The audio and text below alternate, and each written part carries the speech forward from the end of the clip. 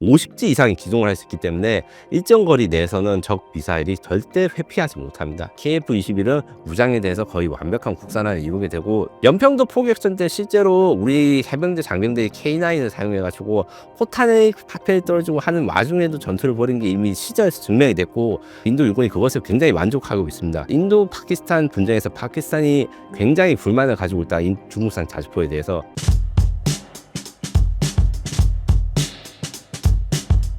이번에 새로운 정부가 들어서면서 군사에 대한 칼럼을 하나 쓰셨다고 하셨는데 어떤 내용인가요? 저는 군사 쪽에서도 방위사업 전문가이기 때문에 우리나라 지금 방위사업이 어떻게 새 정부에서 이제 해결해야 될 목표 3가지 이런 것들을 제시를 했는데, 첫 번째로는 지금 현재 방산 수출이 좀 답보 상태에 있어요. 물론 올해 주식은 많이 올랐지만 사실 방위사업은 정부 역할이 굉장히 중요하고, 올해 상반기 동안 사실 그거에 관계없이 기능을 잘 못했던 거는 그냥 팩트입니다. 그래서 수출 진흥을 위해서 정부의 역할이 있는데, 그 정부의 역할 중에서 중요한 게 새로운 시장 개척을 도와줘야 됩니다. 그중에서도 미국 시장 진출이 가장 중요한데, 동유럽과 이제 중동 중심의 우리 수출 시장을 확장하기 위한 유일한 남은 땅 미국이 있고, 현재 이제 K9 자주포의 그 차륜용 버전, 그다음에 FA-50 전투기의 해군용 훈련기 버전, 혹은 이제 비공 유로켓 이런 것들을 지금 미국에다 지금 판매하고 있고, 요거에 대해서 외교적인 노력과 이제 우리 국가적인 노력을 더해야 되고, 두 번째로 이제 방산 클러스터라 해가지고 지금 우리 방위 사업을 좀 체질을 개편해야 됩니다. 원래 방산 혁신 클러스터라 해서 그 우리 방산 방위 사업체들은 주로 수도권에 위치해야 되보다는 지방에 있는데, 이 지방에서 어느 동네는 미사일을 잘 만들고 어느 동네는 기동 장비와 탱크를 잘 만들고, 이런 것들에 대한 혁신 클러스터 사업들이 좀 답보고 상태가 돼 있어서 요것들을 지원해주고 소부장에 강화를 해야지. 이 소부장에 강화한다는 건 뭐냐? 이 우리 K9 자주포 KF-21에 들어가는 외국산 부품을 줄일 수 있다. 이것이 단순히 가격 경쟁력만 늘어날 뿐만 아니라 수출 그 승인 이 부분에서 장점이 있어서 여기에 대해서 노력을 경주해야 되고, 마지막으로 우리가 지금 목표로 해야 되는 한국 방산의 혁신 목표, MRO 산업을 발전시키고 고도화시켜야 됩니다. 앞서 말씀드린 대로 지금 함선 MRO가 좀 잘 이야기가 되고 있으나, 아직까지는 전투함 MRO, 그러니까 이지스 전투함, 항공모함 구축함 이런 것들은 할보고 있지 않고, 이제 지원함들은 시작되고 있어요. 물론 미국의 평가는 대단히 좋습니다. 이 납기에 이렇게 할 수 있다니 하면서 놀라워하고 있는데, 정치적인 협상과 이제 그 빅딜이 있어야지 우리가 미국 이지스함이라든가 전투함, 이거 가격도 비싸고 이제 물량도 많은 요것들을 할 수 있고, 지금 함선 MRO 이야기만 나오는데 함선뿐만 아니라 중요한 게 또 전투기에 대한 MRO, 그러니까 그 항공 MRO도 굉장히 중요합니다. 이 부분에서 태평양 공군이라든가 다른 나라 공군들 그 MRO에 대한 그 산업 유치가 중요해서 MRO 사업을 한국 방산의 차세대에 또 맞거리를 한다면, MRO는 정기적으로 수리를 받아야 되는 것이고, 이게 인력이 많기 때문에 고용 성장 물론, 그 다음에 우리나라의 시스템, 방산 시스템이 다른 나라에 인식되거나 이제 합쳐지는, 우리 뗄래야 뗄 수 없는 관계가 되는 거죠. 이런 것들이 좀 더 발전해야 된다, 이렇게 좀 말씀을 드리고 있습니다. 한국형 공대공 미사일의 진행 상황을 말씀해 주신다면요? 공대공 미사일은 크게 단거리와 중거리로 나눠집니다. 단거리 같은 경우에는 우리가 탑건 영화를 보시면 알겠지만, 가까운 위드인 비주얼 레인지라 해서 눈에 보이는 거리에서 미사일을 쏜 단거리 미사일인데, 이게 말이 눈에 보이는 거지 20km 이상 갈 수 있습니다. 요 같은 경우에 단거리 공대공 유탄 2를 개발 시작하게 돼서 2032년까지 4,300억을 들여서 개발할 건데, 지금 해군이라고 하는 함대공 미사일이 있어요. 요거는 이제 배에 탑재해가지고 적의 미사일을 요격할 수 있는 미사일인데, 요거를 개조하고 이제 좀 유럽 스타일로 바꿔가지고 그 만드는 공대공 미사일이 있는데, 특징이 에로-BL, 에로-AL 뭐 이런 기능도 있습니다. 쉽게 이야기를 하자면, 내 시선에 따라서 적을 조준하거나 이래서 일단 적이 어디 있는지 모르는데 일단 쏘고 난 다음에 헬멧을 돌려가지고 적을 조준해서 하면 이게 락온이 돼서 맞추거나, 아니면 발사 이전에 락온을 해가지고 내가 쏘고 난 다음에 이걸 그 신경 안 쓰고 바로 이탈해버려. 이런 기능들이 기본적으로 있고, 기동성이 굉장히 뛰어납니다. 50지 이상의 기동이 가능하다는데, G가 무엇이냐면 중력 가속도고, 일반적으로 우리 그 놀이공원에서 2, 3G라고 하고, 그 다음에 이제 전투기 같은 경우는 9G 정도가 한계라고 하는데, 요 50G 이상의 기동을 할 수 있기 때문에 일정 거리 내에서는 적 미사일이 절대 회피하지 못합니다. 그리고 첨단 적외선 탐색기를 사용해서 적외선 카메라가 정밀하게 적을 식별해서, 영화를 보시면 알겠지만 체프 플레이어라 해가지고 막 그 뿌려 열출 열원을 방출해가지고 교란을 하거나 이런 건데, 이렇게 속지 않을 수 있습니다. 그다음에 중거리 공대공 유도탄 같은 경우에 현재 기초 연구가 벌어지는데, 중거리 공대공 유도탄은 옛날에는 한 60km 이상 걸어야 된다 생각했다가 지금 이제 150km도 가야 된다, 뭐 몇백 킬로 가야 된다, 이런 이야기가 많아요. 현재는 이제 기본적인 기술, 이 멀리 갈 수 있는 기술로 해서 덕티드 로켓 기술이 열심히 연구되고 있는데, 이 로켓이 뭐냐? 로켓은 원래 산화제한 연료로 썩입니다. 그 산화제라는 건 쉽게 말해서 산소를 공급할 거나 아니면 아예 액체 산소 이런 게 있고, 그다음 연료가 있고, 이걸 결합해서 연소가 되는 것인데, 이런 산화제라든가 액체 산소 탱크가 없이 공기를 빨아들인 다음에 그 고체 연료를 연소시키는 것을 덕틸 로켓이라 합니다. 이렇게 되면 장점이 뭐냐? 산화제랑 고체 연료, 액체 연료가 있는 거를 공간을 늘릴 수 있고, 산소가 따로 필요 없기 때문에 연소 시간이 굉장히 길어집니다. 얼마나 길어지냐면 일반적인 로켓 미사일의 경우보다 3배 연소 시간이 길어지면 사거리가 3배 늘어난다고 볼 수 있죠. 그래서 요것들이 사실 미티어 미사일이라고 지금 KF-21에 달리게 되고, 얼마 전에 비행 시험, 실사격 시험에서 성공한 이 미사일에 적용이 됐는데, 이게 그 인도 파키스탄 전쟁에서 활약한 PL-15 미사일보다 사실 사거리가 더 깁니다.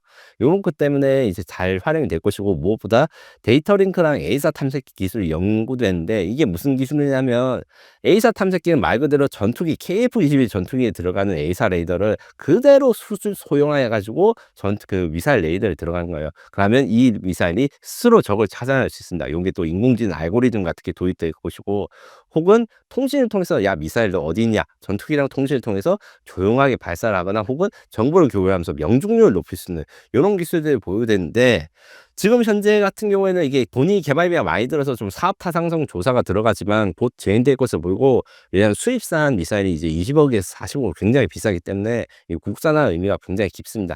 이게 진행되고 나면 KF-21은 무장에 대해서 거의 완벽한 국산화를 이루게 되고, 수출 경쟁력뿐만 아니라 북한이라든가 주변국 경쟁에서도 좀 공중전에서 좀 안심을 하게 될 것이라 기대되고 있습니다. 이번 인도 파키스탄 분쟁에서 K9이 배치됐었다고 하는데 어떤 성능을 보여줬나요? K9 자주포와 SH-15 자주포를 비교를 많이 하시는데, 일단 이 전쟁이 터져가지고 K9 자주포가 배치된 게 아닙니다. 지금 인도 파키스탄 항상 산발적인 교전이 일어난 동네라는 거 잊으시면 안 돼요. 우리나라 DMZ에서 막 가끔 표적이 일어나는데 북한 영토로 막 떨어지고 이렇진 않거든요. 근데 인도 파키스탄 국경은 그런 게 됩니다. 그래서 카슈미르 지역의 인도군과 파키스탄군은 각각 K9 자주포와 SH-2로 자주포를 하는데, 이 K9 자주포 같은 경우에는 바주라라는 이름으로 쓰여져 있고 추가 주문을 받았어요. 인도 육군이 굉장히 만족하고 있습니다. 왜 그런가 봤더니 기존의 그 러시아제 자주포보다 엔진 파워가 좋고 신뢰성이 있어서 산악 지방에서도 문제없이 이동할 수 있을 뿐만 아니라 잘 보호되어 있어요. 발사를 하거나 이럴 때 자동화된 포탄 장전 장치, 거기다가 사람이 장약만 집어넣는데 이 과정에서 피해가 없던 적의 공격으로부터 막을 수가 있다. 연평도 포격전 때 실제로 우리 해병대 장병들이 K9을 사용해가지고 포탄의 파편이 떨어지고 하는 와중에도 전투를 벌인 게 이미 시절에서 증명이 됐고, 인도 육군이 그것을 굉장히 만족하고 있습니다. 근데 이거를 거꾸로 말하면 이제 파키스탄이 사용하고 있는 중국산 SH-15 자주포에서는 이런 것들이 부족하거나 없는 것들이 많아요. 일단 차림용 자주포기 때문에 파워가 이런 게 좀 부족하고, 포를 쏠 때 어떻게 하느냐, 진지에 간 다음에 스페이드라 해가지고 이게 박는 그 말뚝 같은 게 있습니다. 그거를 박고 난 다음에 승무원들이 외부에서 포탄과 장약을 장전합니다. 이 말인 즉슨 이제 K9 자주포가 대포병 사격, 적이 포병 사격하면 이게 포병으로 대응하는데, SH-15 자주포는 이게 포병 대포병 사격해도 K9 자주포의 승무원들을 타격할 수 어려워요. 하지만 K9 자주포의 155가 이제 그 SH-15 자주포에 떨어지면 이게 승무원들이 다 노출이 되기 때문에 다 사망하게 됩니다. 이런 방어력이 크게 부족하고, 그 밖에 발사 속도라든가 전체적인 성능이 K9이 훨씬 뛰어나서 파키스탄은 사실 또 발전된 자주포를 요구하고 있어요. 중국에다가 자동 장전 기능이나 아니면 안에서 쏘고 이런 장전이 가능하도록. 이 아직 그 승인이 되지 않은 걸로 보이는데, 아마 파키스탄도 이런 걸 단점을 잘 알고 있기 때문에 성능 개량이라든가 신형 자주포 구매에 대해서 의사를 타진할 것으로 보이고, 그렇게 되면 또 인도가 K9 자주포를 개량해요. 지금 우리가 말하고 있는 K9 자주포는 K9A1이거든요. 그래서 자동 장전 기능을 가져서 승무원을 5명에서 3명으로 줄이고 발사 속도가 더 빠른 A2라든가 아니면 유무인 복합 자주포라는 차세대 자주포도 이제 아마 인도군이 이렇게 되면 자연스럽게 경쟁을 하면서 사게 될 것으로 생각합니다. 이번 인도 파키스탄 분쟁 전에 있었던 분쟁에서 파키스탄이 중국 자주포 성능에 대해 따졌다는 소문이 있는데요. 당시 어떤 일이 있었나요? 이 건에 대해서 제가 여러 가지 알아본 결과, 이 내용의 전모가 팩트를 체크해서 나온 것 단 없습니다. 다만 이제 정황상 인도 파키스탄 분쟁에서 파키스탄이 굉장히 불만을 가지고 있다. 중국산 자주포에 대해서. 여기에 대해서 여러 가지 대책을 요구했고 반영이 되었는데, 일단 파키스탄의 그러니까 인도의 카슈미르에서 포격전은 계속 벌어지고 있고, 여기에서 이 한국군의 K9 자주포를 인도가 굉장히 만족한 거는 팩트이고 100대 추가 주문했다. 요거까지 팩트입니다. 근데 말씀드린 대로 SH-15 자주포는 단점이 많고 좀 한계가 있기 때문에 인도군 입장에서는 이제 좀 자신감 있게 포격을 할 수 있고, 파키스탄 반대로 수정을 요구해서 제가 알아본 결과 일단 파키스탄 포탄을 바꾸려고 하고 있어요. 무슨 말이냐면 K9 자주포 공격을 받으면 위험하니까 K9 자주포 사거리 밖에서 공격할 수 있는 복합 추진탄을 중국으로부터 제공받고 있다고 합니다.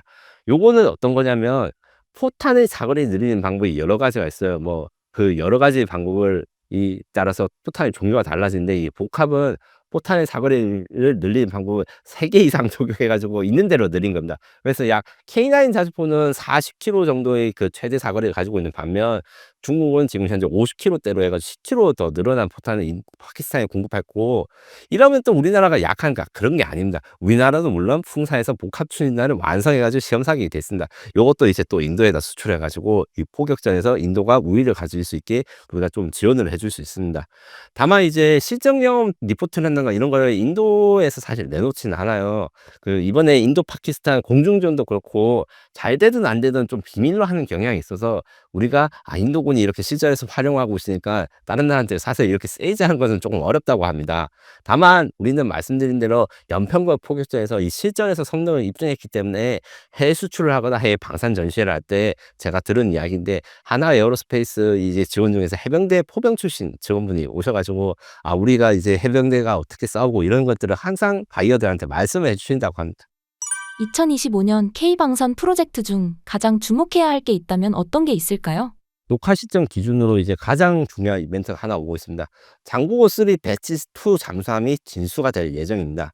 이것은 장보고 3는 3,000톤급 중형 잠수함으로 우리나라 첫 독자적인 설계의 잠수함일 뿐만 아니라 SABM을 가지고 있습니다. 제가 얼마 전에 또 이 SABM을 개발한 개발자분과 또 만나가지고 이야기 좀 들을 수 있었는데, 성공했을 때 진짜 옆에 누가 있는지도 모르고 막 껴안고 울었다 하시면서 하신다라고요. 이 SABM을 수량이 늘어난 게 장보고 3 배치 2의 가장 큰 특징인데, 기존에 6발에서 10발로 들어와서 타격력이 늘어났고, 그 다음에 전지 부분에서 개량이 이루어졌으며, 차세대 성능 잠수함으로 지금 캐나다라든가 폴란드에서 제한되고 있는 모델, 바로 이 배치 2 모델입니다.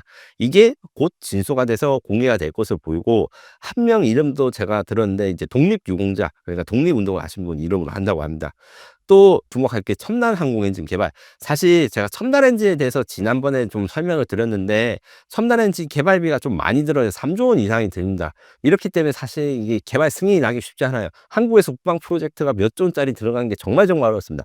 KF-X, K 보라배 전투기에 승인받는데 10년이 걸렸습니다. 제가 20대부터 이걸 추진해야 된다 이렇게 했다가 지금 40살이 다 돼서 지금 비행하는 그런 건데, 근데 당연하죠. 돈이 이제 한두 푼 들어간 게 아니니까요. 다만 이제 제가 확인해 보니까 정치권에서는 이제 정치 성향이나 이런 거 관계없이 첨단 엔진이 국책 사업이고 우리나라의 미래 먹거리라는 것을 인식하고 있기 때문에, 아마 빠른 시일에 첨단 엔진 개발 시작과 승인이 되면 우리는 이제 10년 안에 이런 국산 엔진을 얻게 될 것이라 생각하고, KF-21을 양산 1호기가 지금 제작되고 있는데 후속 사업도 벌써 시작되고 있습니다. 왜냐하면 KF-21의 개발사의 한국항공우주산업 입장에서는 당연히 인도 파키스탄의 전쟁의 교훈을 벌써 반영하고자 노력을 많이 하고 있습니다.